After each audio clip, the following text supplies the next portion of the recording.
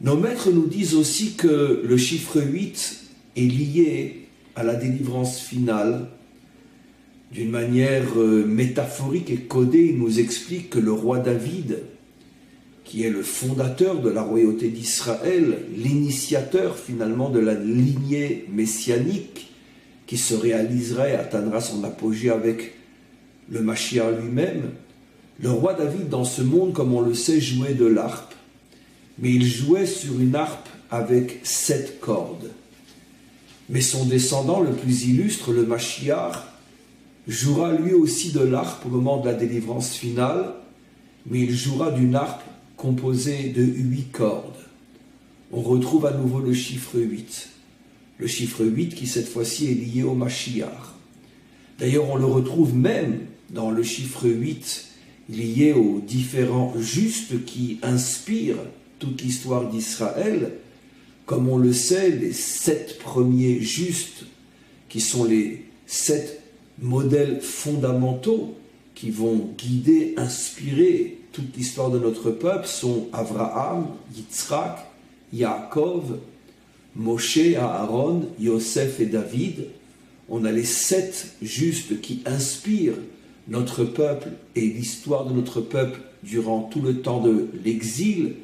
J'appelle exil au sens large, c'est-à-dire depuis la naissance d'Israël jusqu'à la délivrance finale, même si nous n'étions pas toujours en exil, mais toute l'histoire jusqu'à la délivrance finale fait malgré tout partie du concept de l'exil, c'est-à-dire l'éloignement de la source première et véritable, la déconnexion avec cette source fondamentale qui est le maître du monde.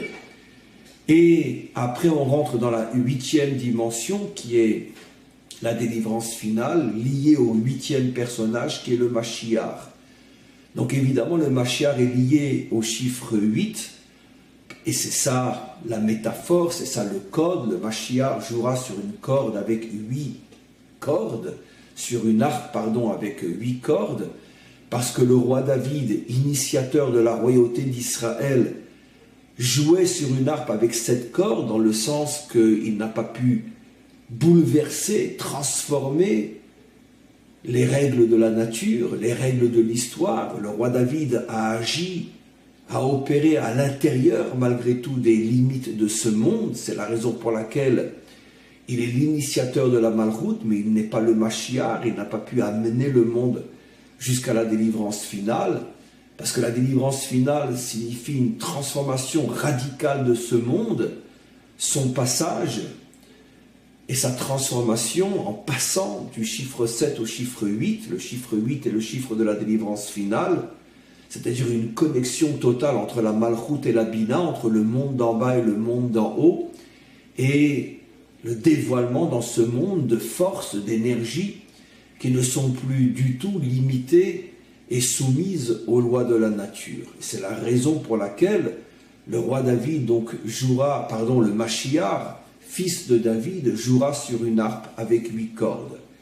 Bien évidemment, le chiffre 8 est aussi lié à la circoncision, le 8e jour, le brit, l'alliance, parce que même si l'effet de cette alliance n'est pas encore dévoilé, l'effet de cette alliance ne se dévoilera qu'à partir de la délivrance finale, qui est véritablement le dévoilement du chiffre 8, mais malgré tout, potentiellement, depuis le 8e jour après sa naissance, la circoncision porte potentiellement toutes les lumières, toutes les forces, toutes les énergies de la délivrance finale.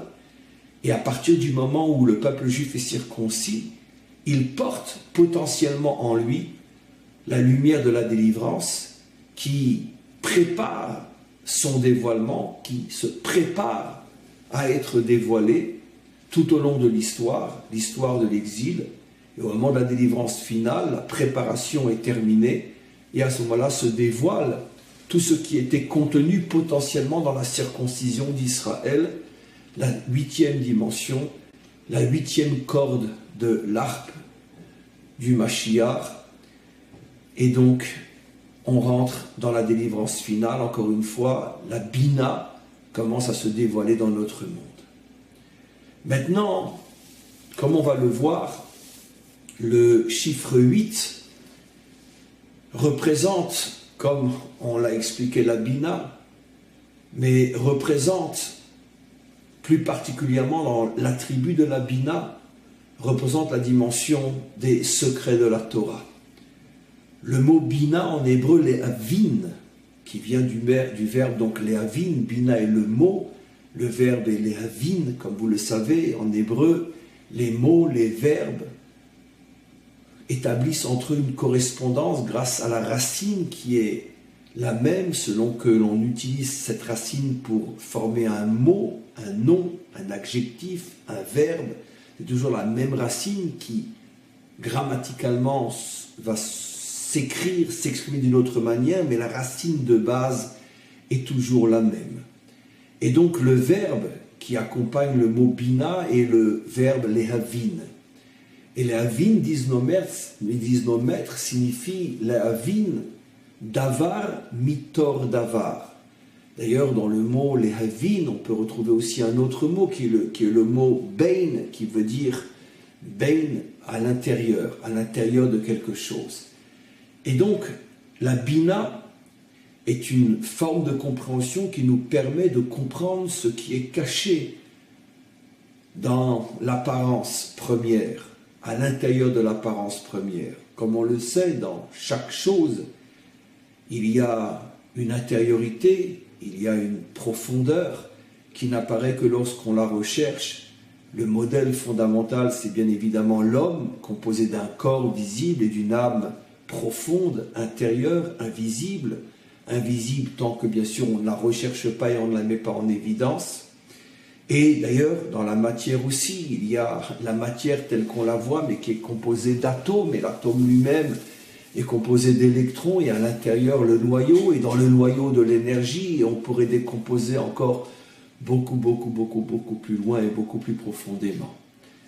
Toute la création est un assemblage d'extériorité et d'intériorité, et la Bina est cette forme d'intelligence qui pousse l'homme à ne pas se contenter de la vision première, de la compréhension première, mais à chercher très profondément.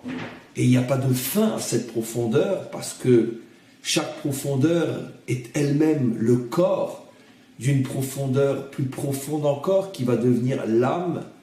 Et lorsque tu auras trouvé l'âme de ce corps, l'âme va se transformer en corps pour permettre la recherche d'une nouvelle âme qui elle-même se transformera en corps et qui nous poussera à la recherche d'une nouvelle âme, et ceci est infini. Lehavin davar mitor davar.